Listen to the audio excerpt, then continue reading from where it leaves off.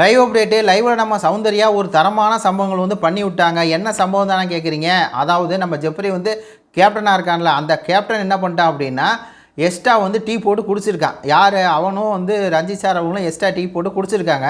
ஆனால் என்னென்னா பவித்ரா வந்து இன்றைக்கி கிச்சன் அவங்க தானே சமைச்சிருக்காங்க. அவங்க வந்து டீ போட குடிச்சிருக்காங்க.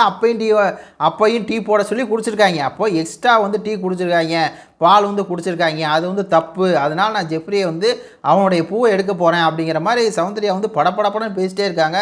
இந்த படத்தை பார்த்தீங்கன்னா தெரியும், சத்யாட்ட வந்து சொல்லிட்டுருக்காங்க வேறு லெவல் அப்படிங்கிற மாதிரி தான் இருக்குது. ஜெஃப்ரி என்னோடய ஃப்ரெண்டு தான், அதுக்காகலாம் நான் விட்டுட்டு இருக்க மாட்டேன். நேற்றுக்கு வந்து தர்சிகா கிச்சன் டீமில் இல்லை, அப்போ வந்து ரவா லட்டு செஞ்சால் அது வந்து தப்புன்னு சொல்லி அவன் கேட்டான்ல, அதே மாதிரி இதுவும் தப்பு தானே.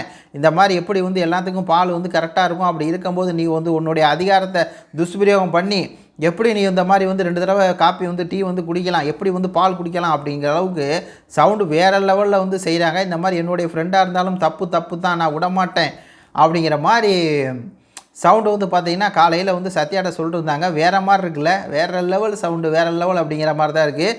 ஃப்ரெண்ட்ஷிப் அப்படிங்கிறது ஒரு கட்டத்துக்கு வரையும் தான். கேமுன்னு வந்துட்டால் எல்லாமே நம்ம இண்டிவிஜுவலாக விளாண்டா தான் பார்க்குறதுக்கு பிடிக்கும், ரசிக்கவும் செய்ய முடியும், அந்த மாதிரி இதெல்லாம் இருக்க முடியும். இன்னொரு பக்கம் வந்து பார்த்திங்கன்னா நம்ம ரயானுக்கும் சௌந்தர்யாவுக்கும் ஒரு டிஃப்ரெண்ட்டான ஒரு அது என்ன லவ்வா இல்லை ஃப்ரெண்ட்ஷிப்பா என்னன்னே தெரியல. நல்லா வந்து பார்த்திங்கன்னா வைப் செட் ஆகுது.